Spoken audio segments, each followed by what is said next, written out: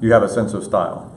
But without that sense of style, would you still be you? Like if you chose to be if you wore suspenders and a top knot and had tattoos and the thick rimmed glasses and served espresso, you could conceivably do that. You might wear polo shirts and belts up to here, and who knows what your sense of style could differ significantly. That doesn't change who you are.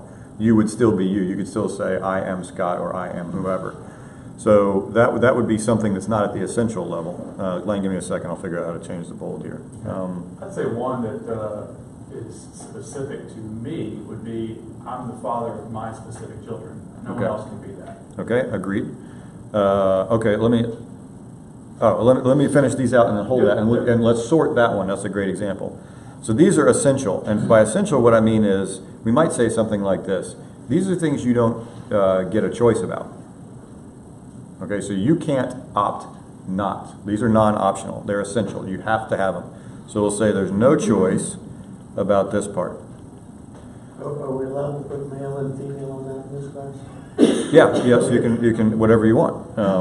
Okay, essential. These are, we'll say, your options, and these are others' options. And let me tell you what I mean by that. And here's a great example. Say again what you were about your identity, something you know about your identity. I can only be the father of my specific children. Okay. Why? Because I made them. Well, I was in help making them. But do you mean that? So when you say your specific children, what do you mean? So you have a son. Mm-hmm. His name is Wes. And Wes is, when you talk about Wes's identity, when you say only I can be his father, why can only you be his father? Why is it not the case that biologically I can only be his father? Yes. So from a DNA perspective, yes. You mean. So is your identity essentially bound up in what your DNA is? Now you'll see we immediately get into the whole question of identity just by bringing up the first point. Is that an essential trait to who you are? Is that's not your option? We can at least say that's not a category 2 thing. Is that somebody else's options? That is to say, that is parents. They chose to have you. They chose to not have you. They chose to have you on in this period of their life. They chose you to have you in a later period of your life. All of those could affect what the outcome is. Okay. Where does your so I would ask this question. Do you think it's possible, and we asked this a little bit last time, do you think it's possible for Wes, whoever Wes is at the core, to have been born into another family at another time had God so willed it? So if you think that's possible, then you don't think DNA, genetics, are essential to who your inner being is. Do you see what I'm saying here? It's the Freaky Friday thing. It's you can come out of one body and go into another. Now, have we proven that? No. But that seems to be everybody's intuition in here. Does anybody disagree with that? Does anybody be like, nope, different brain, different human being, different identity? Let's discuss it if so. Yeah. For the sake of argument. Well, not even for the sake of argument. Yeah, I don't know that if I was born at a different time to different parents, I'd be the same person. Okay. And it's hard to parse out the nature versus nurture piece. Yes. I don't think they've definitively come up with an answer on that. But yeah, I think your parents. I think that'd be different if I were born at a different time, different place. Certainly you would be different, but would your identity be different? Right, so would I still be the same core me, which I can't answer that yet because I got to wait to get through your class. Because we don't know what core means, right? Okay. If I was born before the fall, yes. Yes, what? I would be different. Okay. Well, I think we agree we would be... That's the extreme, pour the gas on the fire. Yes, right. But I do think there would be a distinct difference. So it's an interesting, he says, before the fall, because what I want to get to, I'm going to put something up here, and we're going to come back to this one, because this is a very key differentiator that I want to talk about when we talk about identity. Apparently we're live now. Were we dead before? What are we? Facebook, tell us what's going on. Okay. This is really just going to sharpen the point, hopefully, that I made last time. But it is certainly the case that we are different. The question is, are we essentially different? Are we, and is what is you essentially is only what God gives you? Now let me put that in other terms. Let's say that the first premise is true, not what you're saying. We'll call that premise 2, or we'll call this the where you're born matters. Let's do the where you're born doesn't, or it does matter. Let's do the where you're born doesn't matter. In the where you're born or when you're born thing, if you're a soul with an identity that God chooses, looks through time and is like, I'm going to drop that guy in the Middle Ages in Germany, or I'm going to drop this guy in America in 1977. If you're going to do that, if God can do that with the same soul, and what you would say is that's the same guy, or if you've watched the old movie George Patton, did anybody know what Patton believed about his own identity? He was previously. Yeah, he thought he was reincarnated, and he thought he fought in the Roman wars against Hannibal. And so in his mind, that's the same him living in a different time, and then he was reborn and that kind of stuff. So rebirth is an idea, or the idea of this kind of reincarnation is to say a single identity travels through time. And remember, in Buddhism, in some forms of Buddhism, the reason you don't remember the previous version is that you drink a potion, I think, between iterations, and it makes you forget everything else. It's the neuralizer before there were neuralizers thing. So what's the point? Yeah, right. Well, the point is and Buddhists would say the point is whether you have acquired enough karma in one direction or another. That is to say, have you earned, are you walking your way towards enlightenment? So it may be the case that you can't go to the next level if you are bound up in thinking about the previous level. You have to have these experiences in order to walk your way there. Is anybody looking over and designing it? Apparently not, but see Buddhism later for that. So in we don't believe that, we think that God can drop an identity anywhere. In that version of it, it sounds like almost there's something to you already pre-programmed, and that God makes it, and where he drops you in is just the outworking of it. That smacks of determinism a little bit. And what I think one of the reasons that you might revolt against it a little bit is, I don't think that we're determined, I think we have free will. Okay, I think that's an interesting point. Let's talk about that in a second. Kate. Well, you're asking the Christians, could God? Yes. And of course, we're all going to say, well, yes, because God. But the question is also, would he, or is there any evidence that ever in the history of man He has, or does, yes. And if the answer to that is no, then I don't think there's anything wrong with saying, well, I am my gray matter in some ways, because that's the way God chose to me.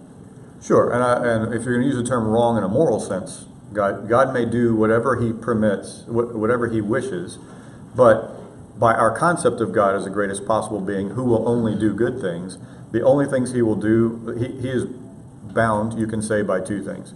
One, what is logically possible. Now, he's not bound by that. That just means the things that God can do are the things that God can do. So that's a tautology, but you might say something like this.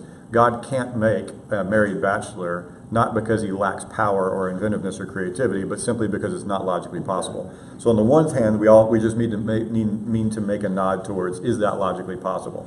The second thing is, we wouldn't say he's bound by this, but because, this is actually the core of the whole thing. Yeah, go ahead.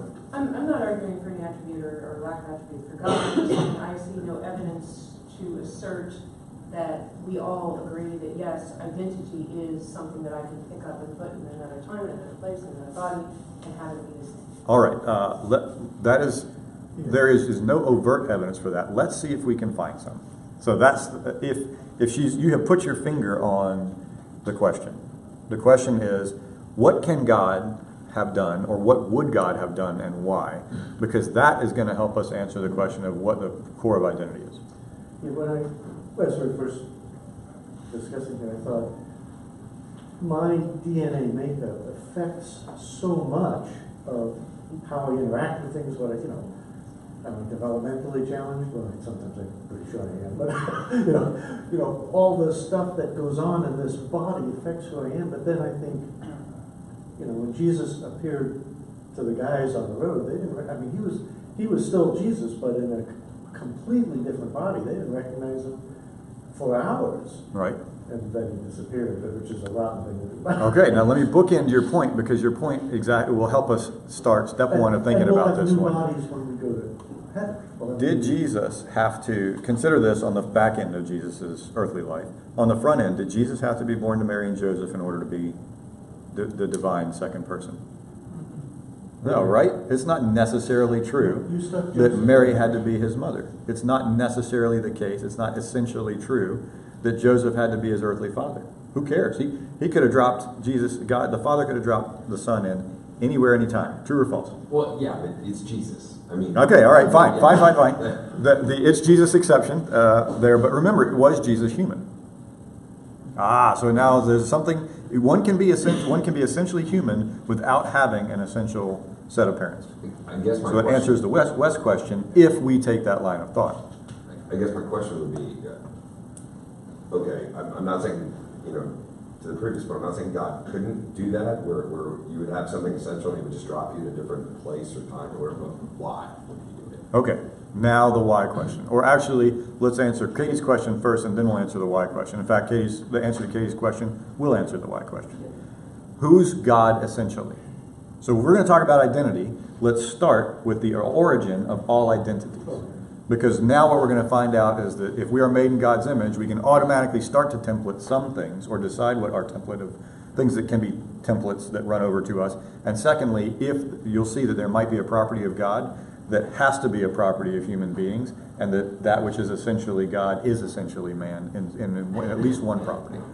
What is it? What is God's essential nature? Non-corporal spiritual being. Now, what's God's essential identity? The self-existent one? Okay, he's self-existent. What else? Eternal. He's eternal, right? Powerful. Okay, all powerful. But these are again traits. Do these have to do with his identity? Yes, in that there's only one of those. Okay, what else? It's essentially loving. Loving. All right, tell me what it means to be that he's essentially loving. So, What is love? selflessness. Okay, and what else? One can be selflessly evil. Can one be Whoa, selflessly evil? wait. Who? Is it possible to be selflessly evil? Maybe something like this. I don't care. I'm not doing this for my own good. I don't actually enjoy evil, but I will, without any consideration of myself, do evil to other people because I think that killing and maiming is something that ought to be done. Selflessly, I'm not interested in doing in the benefits to me, but for the sake of destruction and mayhem, I will kill and steal and destroy. I can't wrap my head around that. And maybe it's incoherent, but the idea is at least you can express it in a way that isn't obviously logically self-contradictory. So, I was reading this book by C.S. Lewis, and he described love as the improvement of others. Hold on, I forgot to finish answering the point. Love is, I think, two things. It is selfless, but it is also benevolent. So it is not only doesn't consider the self, it considers the other. It also considers the good of the other, not just considering the other. It's probably implied, like you and I would be like, why are you even asking that question? Well, because some philosopher jerk is going to bring it up. No, I was answering that question. Okay. It just, C.S. Lewis was talking about it from the perspective of improvement of others. So taking it, I guess, in the context he did, and I can't word it like he does. But, Then I'm but sorry, I he was interrupted saying- you. Okay, yeah. Yeah, no, that he was saying, hey, it's not just kindness or the absence of pain or this, It's selflessness conscious for the effort good of somebody for the else. good of somebody. Yes. Yeah, I think it was Josh McDowell said, he narrowed it down to 2 points. He said selfishly provide and protect. So you could probably, and anything you could think about as love. Yep. He brought it down to literally 2 things: to essentially provide and protect for whoever that might be. Okay, I think that's right. All right, here's God's identity. Here we said, here's omni this, omni that, omni. Okay, there's a lot of omnis around. And we'll say omnibenevolent is one that benevolent, yeah. Is that right? Maybe. Omnibenevolent is a fancy word for all-loving, okay? Now, we're talking about all-loving, and we said it's selfless and benevolent.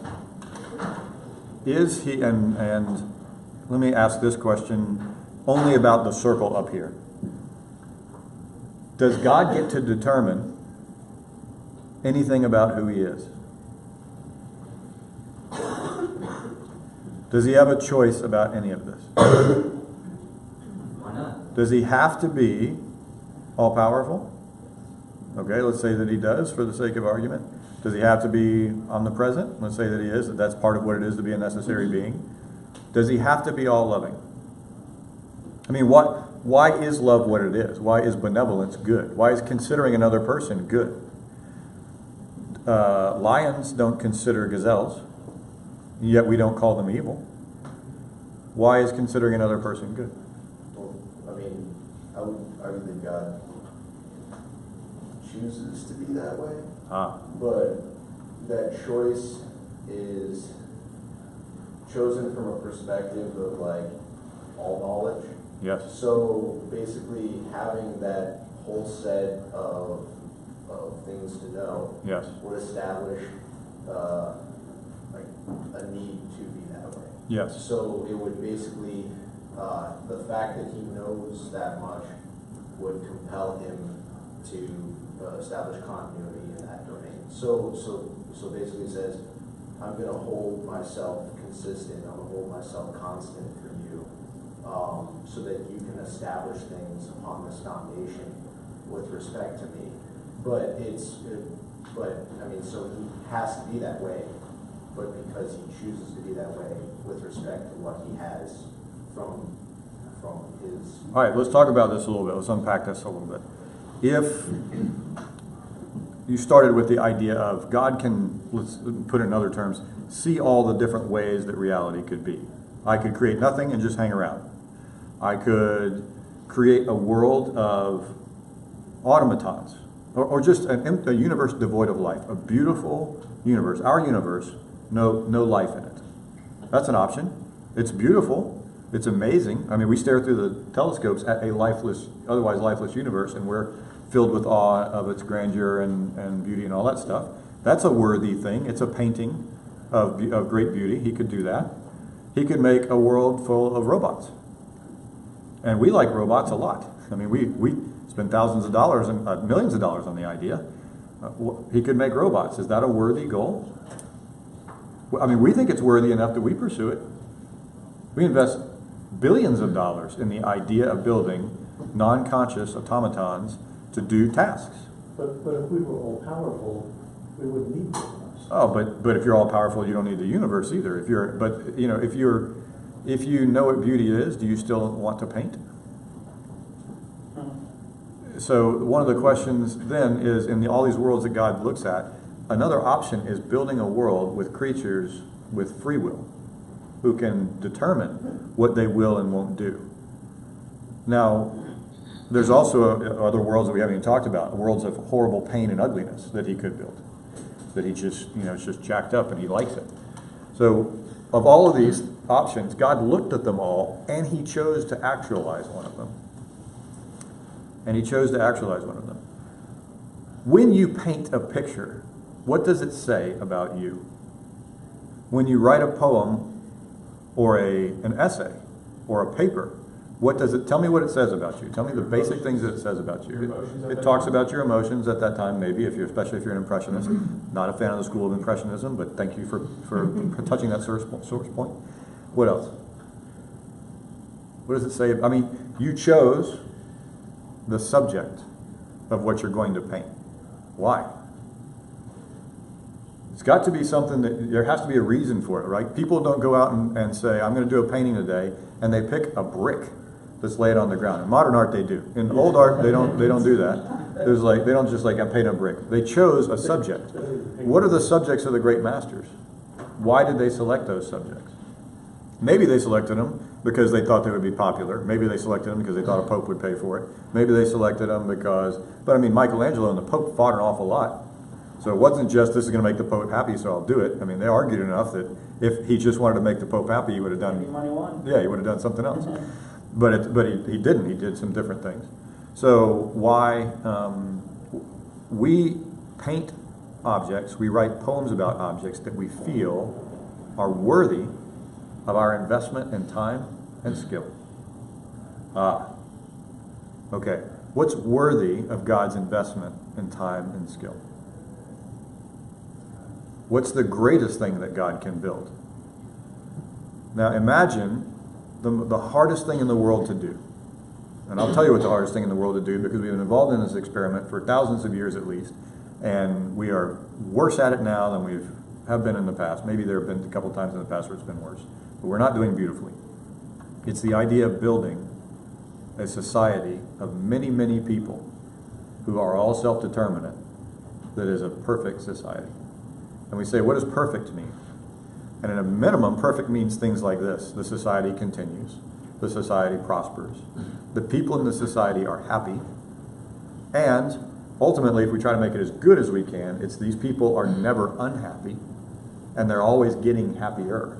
Maybe we could say it that way. Or they exist at a high level of happiness, and it never decreases. And they're safe and secure. Yes. And all those things contribute to happiness. Like, you're not happy if you're afraid somebody's coming over the wall tomorrow. You're worried. Okay, why is it that that makes us happy? It makes us happy because selfishly, we think life is sweet and we want to continue. Why do we want to continue life? Why is life important to us? I mean, you've had a good, let's say you've had a good life till now. If I stop it now, if I'm just like, pow, you're done, would you be like, oh, that's cool. I was happy. I wasn't working towards anything in particular, so this is fine. That doesn't bother me. Or are you like, no, hang on, I'd like to hang around for a little longer. Why do you want to hang around for longer? Why do you want to spend more time here? What are you doing? Why is this important? What do you want? This is an awful lot of philosophical questions to answer what should seem a relatively simple topic. But it's all bound together, trust me. Somebody give me a reason why you want to keep living. The people you're in a relationship with. Why? Well, See, I'm a 2-year-old. I just sit here and ask why. especially if they aren't believers, if they haven't. Sounds like you love other people. But why do you love other people? Positionally and because we choose to. Well, why do you choose to? Well, I think what you said before, it makes you happy. Why does it make you happy? That's how you're made. Okay, but now let's ask that question of God. God isn't made, so why does it make him happy? Is there something more to it than you were just made? Because I was made to be loving is actually a deterministic answer. I was made so that I'm only happy when I'm loving, so I'm just a robot that's programmed to act in a certain way that gives me the neural feedback that says, when being loving, then express happiness. Is that what it is? I know you don't believe that, so If what? it's the best good, then, and that is equal to being happy, and those align. Yes. I think that's probably right. Did you guys hear what he said? Say it again. So, what I'm saying is if the best good equals the best happiness, then those things align, and so you would be seeking one, but then also... It just so happens that that which makes you happiest is also the thing that is the greatest good. Or in God's case, because really now she's forced us to ask the question of God, in God's case, that which makes him the happiest also happens to be that which makes us the happiest. And the reason that he has set up a world where he has instructed us. Does everybody in the world act in a way that is loving? Well, if she's right, isn't she? I mean, everybody knows this. That if you act in a loving way, you're going to be happier than if you don't. Don't we all know that? I mean, even non-Christians know that. Are you going to be happier if you're a person of virtue, or you can be happier as a dirtbag rich guy? Everybody will be like, nah, yeah. I mean, they'll joke and be like, I'd rather be the dirtbag rich guy. But when you actually ask them the questions, they'll be like, no, it's better. You're going to be happier in the long run doing that way. Everybody knows that. What percentage of the population does that? Like 5%? 1%? So why is that the case? That answers her question of are we programmed? Obviously, we're not programmed to be happiness finding robots, because if so, the programming stinks, and we need to be rebooted and rewritten. Something's wrong with we need a firmware update. Apple, get on that. If it's the case that God wants to be the happiest, and what being doesn't want to be happy, and what he says is, I am good. Let's say that he just starts with that. This is God speaking, not me. God says he is good. and he says, I want to share that with other beings. What is the essential part of my goodness? What the very world that he actualizes tells you what he thinks is good. Because he could actualize any world he wants to.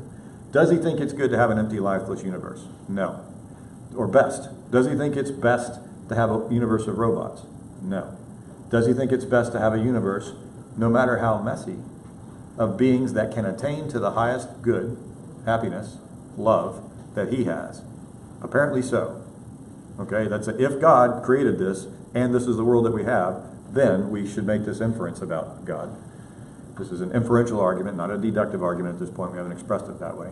But ultimately, what it tells us is God is very, very interested in love, and he's very, very interested in part of love. We've agreed in the past. I'm assuming that we've all agreed on this.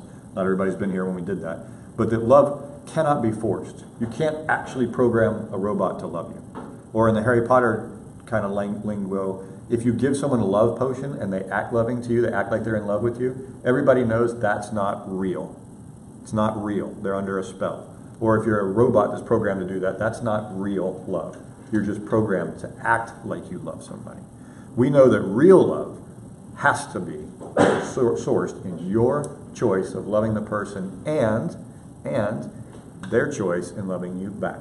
You can love one unidirectionally, but you're not in a loving relationship unless both parties choose. Unless both parties choose. All right, now we know something about God.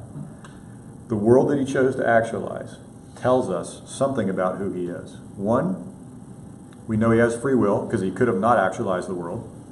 So we know he chose to actualize the world. He's at least capable of choosing to actualize or not actualize the world.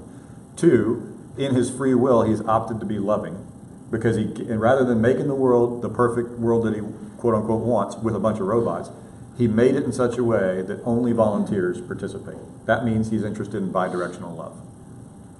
Are you with me so far? Does that make sense? Is there any problem with what I'm saying so far? Because this is foundational. If you don't like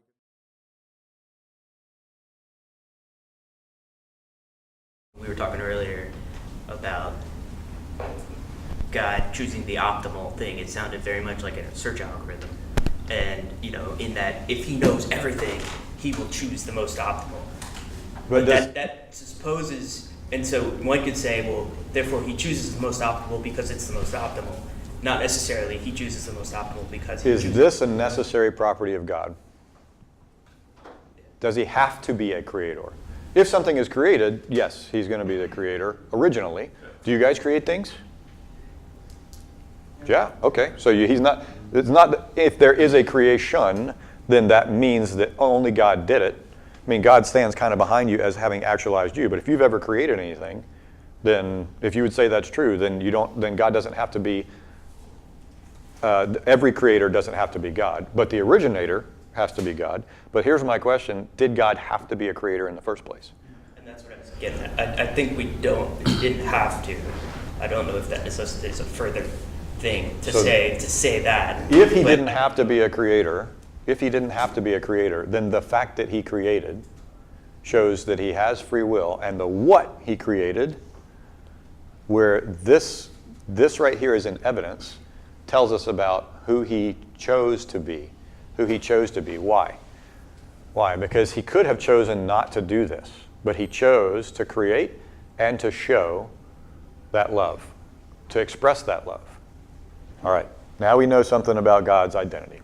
Because God could have, this is an important part of God's identity. And we're not really interested, honestly, in these, are we? I mean, these are dry theological and philosophical arguments. Omnipotent, omnipresent. We want to know about God's core identity, of who did he choose to be. And can God choose to be anything? Yes, he can choose to be something. He can choose to be a creator, and he can choose what he creates. And those two choices alone are the core of what free will is.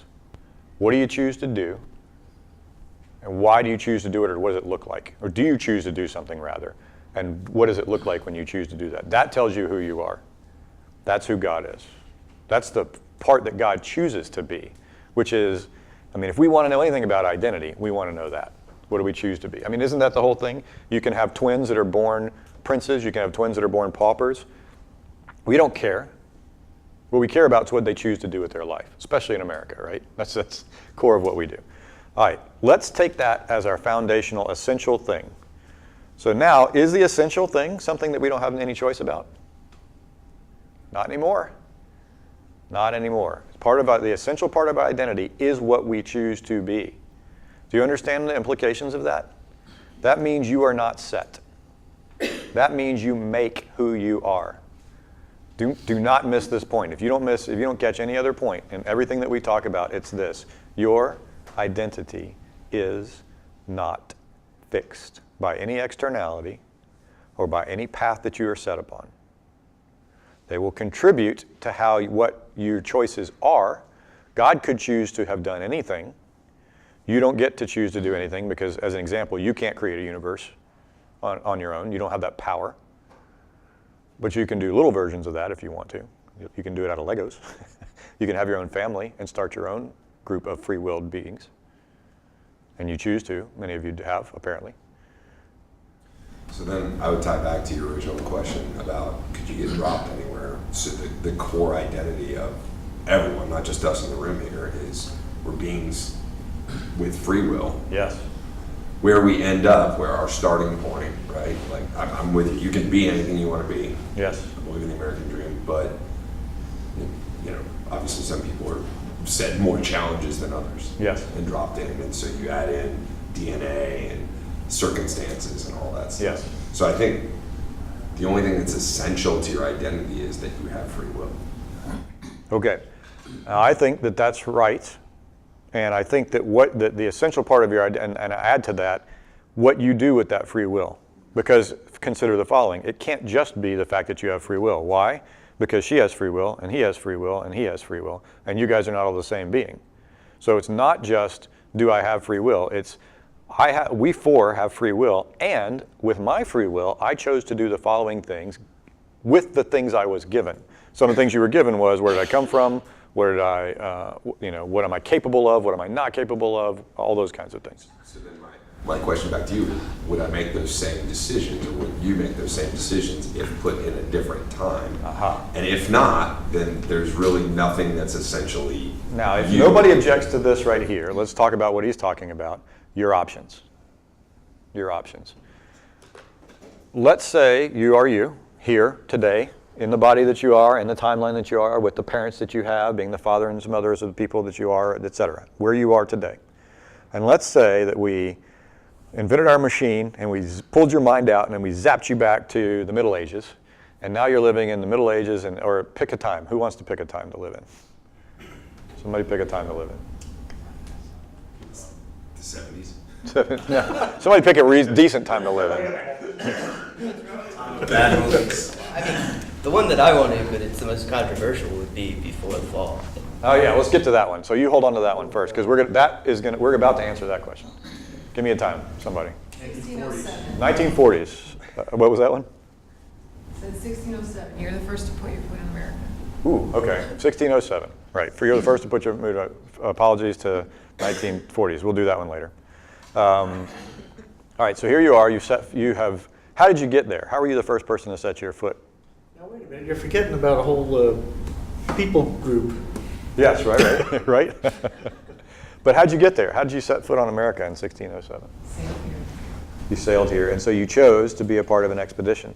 Part of the fact that if someone said, "Where do you come from?" you would say two things at that point. My mother was this lady and this guy in Portugal or Spain or wherever you're coming from, and I chose to be a sailor. And I chose to be a sailor for these reasons. I had these restrictions on me. My family was in debt. I had to go into service somewhere. I chose to go into the service of the sea. Could you have chose to be an apprentice somewhere? Yes, I had all these choices. I chose to be a sailor. I chose to join this voyage. Why'd you choose that voyage? Were there safer ones? Yes, but this one paid well, and I liked the risk. And all these things contribute, all these choices contribute to you being the person who set foot on America, or at least the first European to set foot on America, at least the first European to set foot on the southern part of America, not counting the Vikings or whatever else. So if it's the case that you are there by a series of choices in combination with a series of environment in which you were put. And so I think we could all say, you could have dropped us in, taken us out of here and put us into the 13-year-old body of that young boy who would, with another person's mind in there, have chosen to be a sailor on this vessel. The question is, would you have made the same choices that would have put you there too?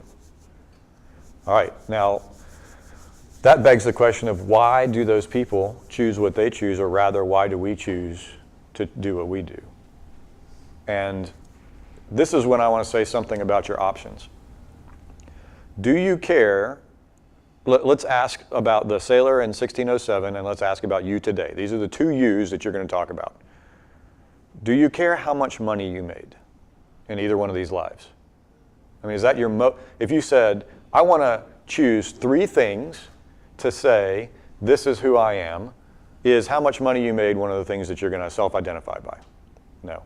Is your sense of style? No. Is your parents? You only get 3. Are your parents going to be? If someone said, "Who are you?" That you want, what do you want me to know about you? Are one of the 3 things going to be who your parents are? That's so important. It's hard to imagine who I'd be without that. All right. So imagine now. By the way, you're going to get. Stay with me here. You're going to get beamed off of this planet, and you're going to go talk to a bunch of aliens, and they're like, "Tell me who you are." And you can only tell them, and we don't have much attention span here. You only listen to 3 things. Tell us the 3 most important things about you. Are you going to tell them who your parents are? No. What are you going to tell them? Tell me the 3 things that you're going to tell an alien race about you, either in 1607 or today, that are going to tell them who you are. What are the 3 things that you're going to brag about? Because at the end of the day, you're going to be bragging, right? This is going to be like, I'm going to put my best foot forward to these aliens. Pretend you want to impress these aliens. Tell them I'm a Christian. Okay, Yeah, but loved by God. But is the 1607 version of me a Christian too? I mean, let's say that option would have been available to you. Let's say that you chose to do it. But and ultimately, well, the 1607 sailor was Christian, at least nominally, because if he was on that ship, like there's a 90% chance he was a Christian. Okay. What else are you going to tell them about you? I mean, why is being a Christian important to you? Why is that part of your identity? That's really the only thing that matters. Why? Because that's the only thing that transcends this life. Okay. It's Okay. the only thing you're going to take with you when you die. Okay. What else? You know, you're loved by God. Okay. It puts you in a relation. Being a Christian says something about your own morality. Basically, I chose to be a Christian because I wanted to do the right thing. Alternately, because I wanted to live forever, and this is how we live forever as humans. What else? About being a Christian? Or Yes. Or what you said? being loved by God? Yes. It puts you in relation to the world. There's a universe. In this universe, I am specially loved by its creator. That's what you're telling these aliens. It also gives them a good idea of what your worldview is. Tells the aliens how you view the universe, how you view reality. Okay, what else? What else would you tell these aliens? That's a good, tell them you're a Christian. That gets a whole bunch of properties in there for free. It's the wishing for more wishes thing. There's people that I love. Okay, you're a Christian. Well, is that implied in Christianity? You might say, I'm a true Christian. I'm a true Christian, which means by definition you love I'd say others. you have a family. You could say that would be like a third aspect is, if I get, captured by aliens, I'm a little fearful, I'll be honest. Okay, let's pretend they're benevolent. You've determined that they're benevolent aliens. They're not out to get you. Yeah. All right. So, I have a family. Okay. I'm a father. Whatever. What else? What you do with your time. Okay. Like what? You get to tell them a sentence. What are you going to tell them? Your work, your activities, your hobbies, the things that you care about the most in this life. Okay, you only get one sentence, and it's not a German sentence. It's like 2 paragraphs long. You have to give them an short English sentence. What are you going to tell them? You can tell them your job. You can tell them your avocation, your passion. What is your passion? I think job is Like you're an excellent practitioner of the sport of ultimate frisbee. Yeah. Is that one of your 3 that you tell them? No. Right, that's the one that you tell them about ultimate frisbee when you're like, this is who I am. I like to play ultimate frisbee. So what are the 3 things? I don't know. I'm gonna have Isn't it much to relationship? share. Okay, I have much. Okay, Definitely. if you're a Christian, there should be love and benevolence and So- desire for somebody else's happiness as well, not just your own. Is that wrapped into the idea of being Christian, or do you need to further express that? I'm a Christian, and also I want to love other people. Okay. Should be, but you do want to differentiate yourself from Hitler here. Yeah. Are you? We've watched your videos. Are you like Hitler? No, I am not like Hitler. Why? Who are you? I'm a true Christian. I'm not going to be doing the things he did. I have a family. Well, Hitler had a family, I think. Did Hitler? He had. I guess he didn't have kids. What else? What's the third thing that you're going to tell these aliens that help them understand who you are? I love being in relationship with other people. I don't know if that falls into. So I think whatever people are saying is, I'm a true Christian, because all of those things cannot be false if you are actually a Christian, or a Christian who holds to the core principles of Christianity. Let's put it that way. Now we see we're struggling a little bit, but go ahead. Well, I have an answer, but it requires that I object to number one. Okay, So go ahead. Object to number one and go with your answer. I would say that gifts and attributes are God-given. We do not have a choice in them. And they largely define who we are, because they're what we express as we grow older and refine the gift if we choose to. I don't disagree with you at all. In fact, I think one of the core parts of your identity is, what are you given? So I agree with you. And in fact, you might tell that to the aliens. Why? The aliens and you, let's pretend you're being good. These are benevolent aliens, and you're now trying to figure out, hey, there's an alien race of a lot of power. Let's say they're powerful people. You're going to talk to them about, I see that you have the ability to help us, and maybe we to help you. This is what I can do to help humanity and to help your alien race. And that is going to depend on what your gifts are, on what you're able to do. Hey, we're having trouble with our alien spaceship. It's all programmed in mathematics. Do you understand mathematics or programming? No, my identity does not include that at this point in time. That's all right, we can teach you that kind of stuff. You probably can't teach me that kind of stuff. That's not part of my gifting. All right, so I don't disagree here at all. Gifts are also the reason that I would not say that you could pick up one person and put them in another body. What if your gift is, I'm an amazing runner? And Okay, then- so in which case, what you might, let's refine that and say, you couldn't drop me in any other body. So as an example, let's consider one of, let me give you an example and tell me if you like it or not. When God's talking to Moses, and he talks about the guy who he specially gifted to be able to build the things that go in the tabernacle. He says, I have gifted this guy so that he will do all of these things. He's an artisan. Could God have picked that guy? Could he have flip-flopped Michelangelo and that guy? All right, both high levels of artistic skill. Michelangelo could have been the guy that was, or Rodin, somebody that could sculpt, could have been the guy that was over here. And this guy's mind is to do these other sculptures. No? Why not? Okay. Because, we want to be unique little snowflakes when we're talking about identity. And I don't think that you could pick up Michelangelo and put him in that other body and he'd still be the same person. Because I think God chose to put him there deliberately because he was making a unique snowflake. But we've already said part of the unique snowflake can't be parentage or where you are in time necessarily, because Jesus, as the ultimate unique snowstorm, can't. Jesus could only be born to Mary. The Son of God could be born to anyone. Ah, do tell. Why is that the case? Because Jesus... Is Jesus not identical to the Son of God? Jesus, his identity is the Son of God. Aha. Now, but also, do we mean he's been identity gifted now? with certain human attributes because he was with God. So this brings up the question, when we say identity, this is my identity. What we really mean is all of who I am, in a philosophical sense now. What we mean is every property that I have. That's what identity, if you're going to say this thing or this person is identical to that person, Jesus is the Son of God. And we're saying we're going to talk about that guy. How about that rabbi?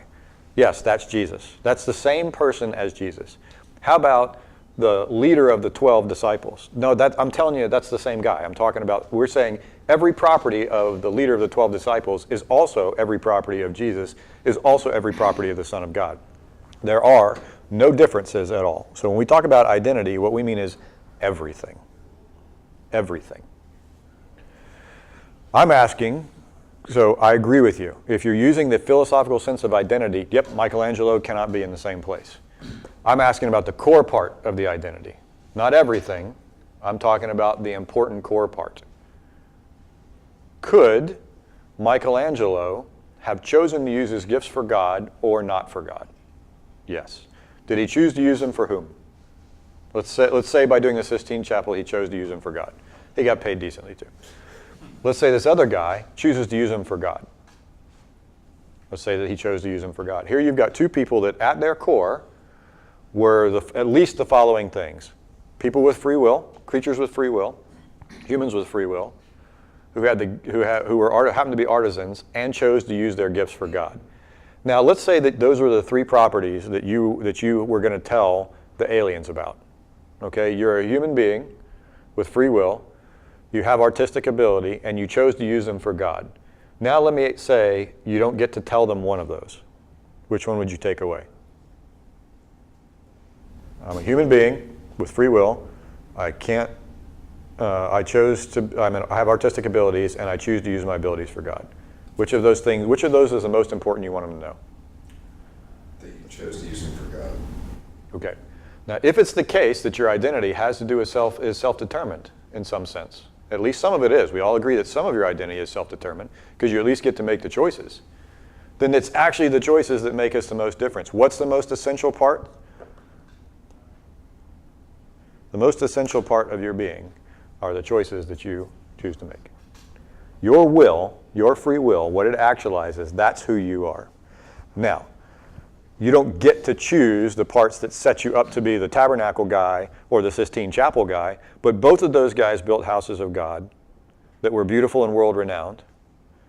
And so who cares? Like ultimately, if I said, would you rather be Michelangelo or this guy? You might say, oh, let me balance them out. But if I said, would you rather be Michelangelo or this guy or some dude that had great artistic ability or Jackson Pollock?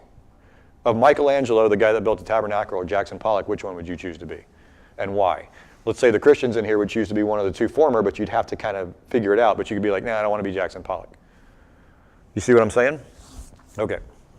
So, on this topic, so at the end of the day, like you get to the end of your life, right? You make all these choices along the way, but at the end of the day, the only thing that really, I think everyone in this room at least would probably agree, the only thing that matters is, did you choose to be a Christian or not? Did you make that did you get that one right? Yeah.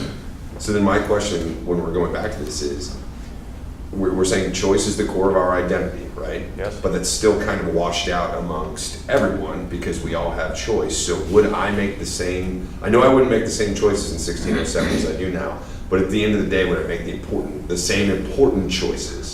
So this, I've been stumbling around it here. Now let me ask the question directly. What choices matter? What choices matter? The moral ones? The moral ones. What are moral choices?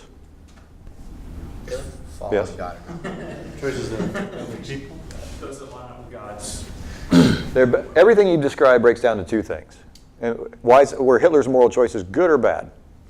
Bad. Most of them, right? Why do we think that's the case? Because ultimately, let's just say it this way, they were unloving. And they were disobedient to God. We can know, the only choices that matter are they obedient to God's word? As Christians, we can say that to God, what God wants us to do. And the second thing is, are they loving? Now, fortunately, to Steve's earlier point, in response to some of what Ashley was saying as well, that's the same thing. God only asks us to do, God's only got one command for us that matters. Love me with all your heart, mind, and soul. Love your neighbor as yourself. Or two commands, if you want to put it that way. Right? Easy. Super easy, barely an inconvenience. How hard is this? You have one job to do. One job. And by the way, it's going to make you as happy as you can possibly be. What's the problem? What is the problem, human beings? The devil is in the details. Now, let's talk. If it's the case that, and here's Peter's answer, which aligns with apparently Peter wants me to know that he's mortal, which I guess means like, make sure that you feed me, or I ain't going to be around here for long. Touche, Peter. You got us on that one. Your options, we all agree as Christians where your options come from. God put you here in this time. So if God is the person who loves you and loves the person next to you the most, then he puts you in this world to accomplish the most good for the end of love that can possibly be accomplished. So if you want to know what you're supposed to do, if you want to know what your identity should be, it should be the following. In my life, with the options that I have set in front of me, my mandate from God is to use my talents, skills, abilities, develop them, etc., for one purpose. That one purpose is to build a kingdom of God, where the kingdom of God is defined as a relationship of free wills in mutual, maximal love with each other. That is to, and in order to put it short, your job on this planet is to love other people. Let me tell you why that's freeing to young men of your age back there. I am picking on you gentlemen whom I don't know. One of my major questions when I was growing up is, what college do I go to? What should I do for a job? Et cetera, et cetera. And I had some people that were like, do something that makes you happy, go with your passion. Other people were like, now you need to pick a worldview and, a career that's going to provide for your family and all this other stuff. You need to do something that you think is going to work well in the job market in the next 20 years. You know, combine these other things or whatever. In the long run, let me put it this way, fine, consider those things way down the list. It doesn't matter. What matters is, are you choosing to love other people? So whether you go be a soldier, love other people as a soldier. Whether you're going to go be a tax collector, love other people as a tax collector. How about this? Why am I saying tax collector? Because that's what Jesus said. The soldier comes to him and says, the rich young ruler comes to him and says, what should I do? Jesus is like, career change, sell it all and follow me. The soldier comes to him and says, what should we do? What did Jesus say? Get out of your enlistment and come follow me? No, he said, love other people. How did he say love other people? Don't force other people to do things that you're not supposed to. What did he tell the tax collectors to do? Did he tell them to stop collecting taxes? You Roman sellouts. What did he say? Be fair. What did he tell the tax collector? Don't take more from people than you're supposed to. Oh, really? That's it? Yep, that's what I said. That's it, says Jesus. At least to them at that time. Do you see? It doesn't matter. Now, if you love it, here's the tricky thing. Do you want to be a father? Do you want to be in charge? Do you want to have a family? If so, then part of being loving to your kids is being able to provide for them. So if you can choose a career that helps you, that puts you in a place to do as much as you can with your gifts for God, and it helps you to provide for your family, and it benefits the church, etc., then do that. Now I'll give you at least, let's say, a partial example. Let me say I've only done half of that job. I work at the Department of Defense. I do stuff for them. I could lose myself entirely in DoD work. They're not asking me to work less time, right? I could work 24 hours a day, 7 days a week, and they'd be like, okay, that's a good job. I mean, keep it up. Do you have any more time? How much time do I work? Honestly, with some rare exceptions, the minimum. Why do I work the minimum there? That's not where my treasure is. That's not what matters most. And it's not like DoD stuff is not important. It's life and death in some cases. I choose to only dedicate 40 hours a week, if anytime I can, to life and death. Because life and death is not as important as building a relationship with love.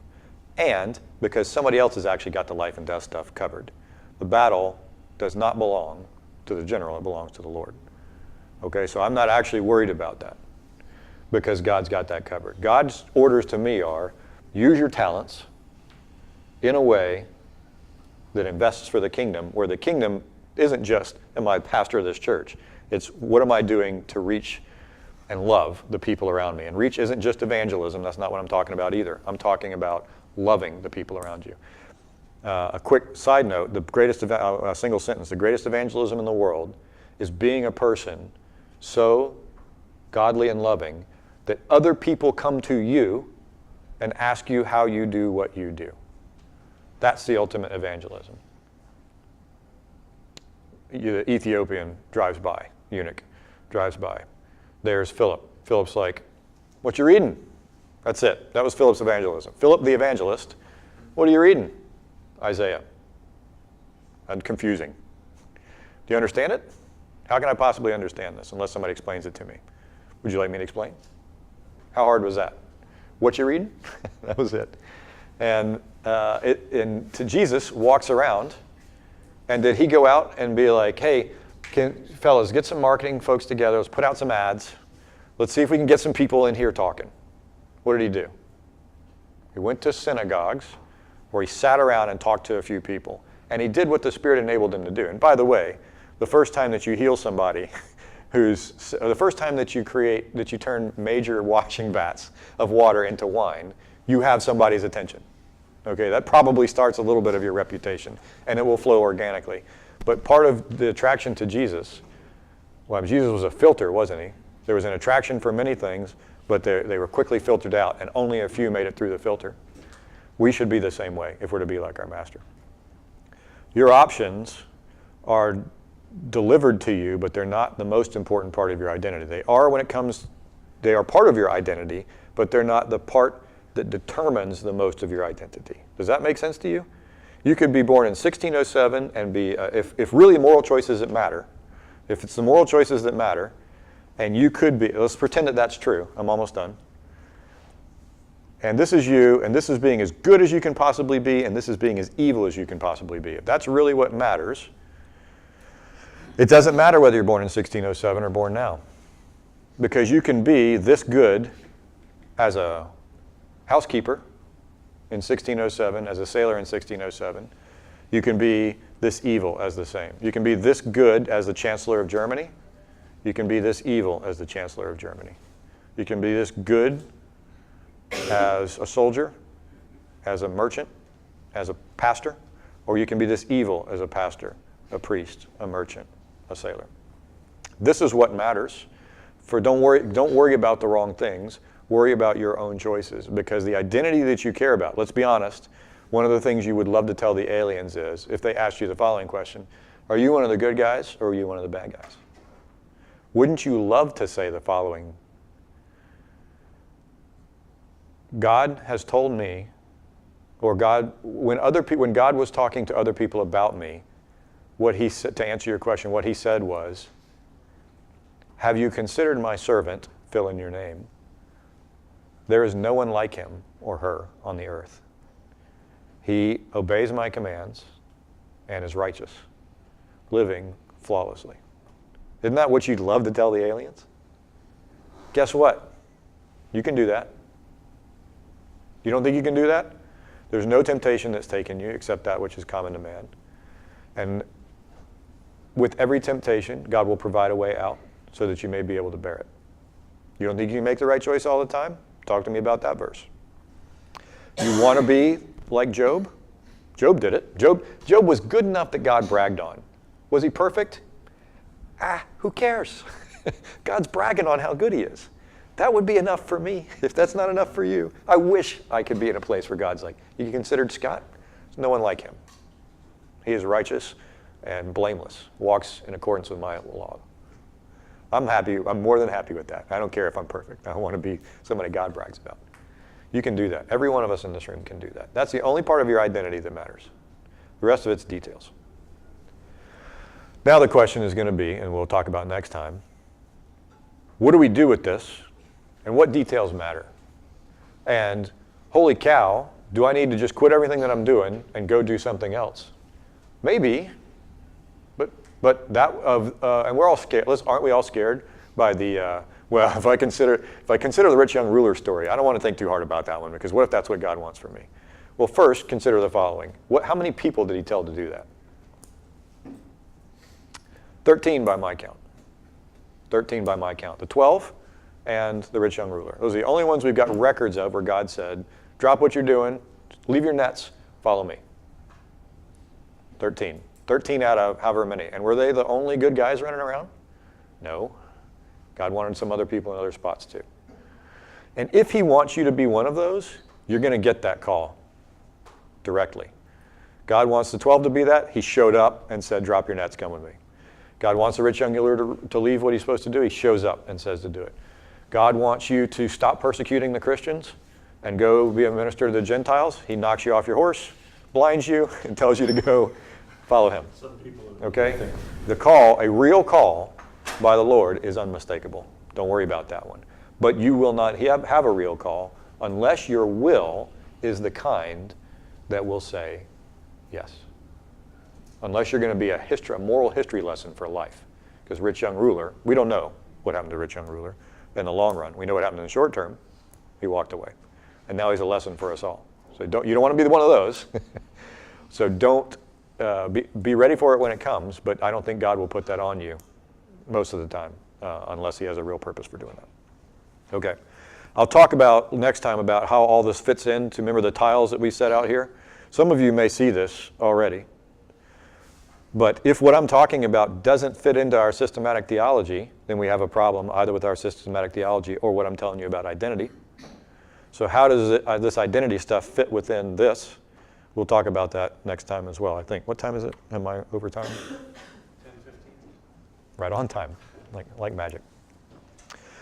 Last comments and questions. We have a couple minutes for comments and questions. So when you were talking about identity throughout time, in my mind, I couldn't separate that from God's vantage point, he could probably see all things in all possibilities. Yeah. I can't. Yes. Or if I can, I can't have influence the outcome. So in my view, when they said, hey, could Jesus be the Son of Man? And I said, based off of my understanding of how God chose to create and direct the world, that seemed to be the only way. But if I was God, maybe there could have been another way to do that. So in my mind, yes, that's the only, but if there was a way to, that I could and maybe I'm nitpicking a little bit and have some, or God chose, basically, or if God chose to do things differently, then so-and-so could be there. But it seems to presuppose that God would arrange the world differently, not necessarily that I would.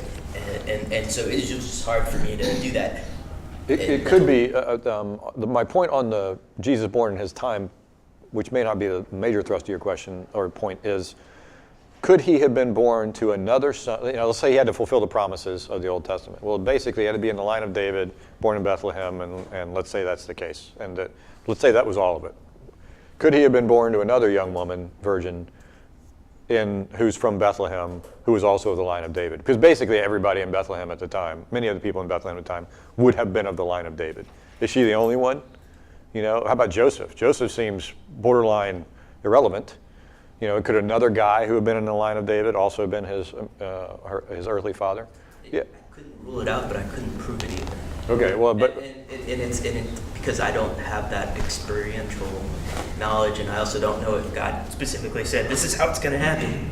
Yeah. Okay. Right. Let's say if he didn't say exactly this is how it's going to happen, it would be Mary and Joseph. Now, if he says that, now we'll say that God has determined that is part of that identity. Okay.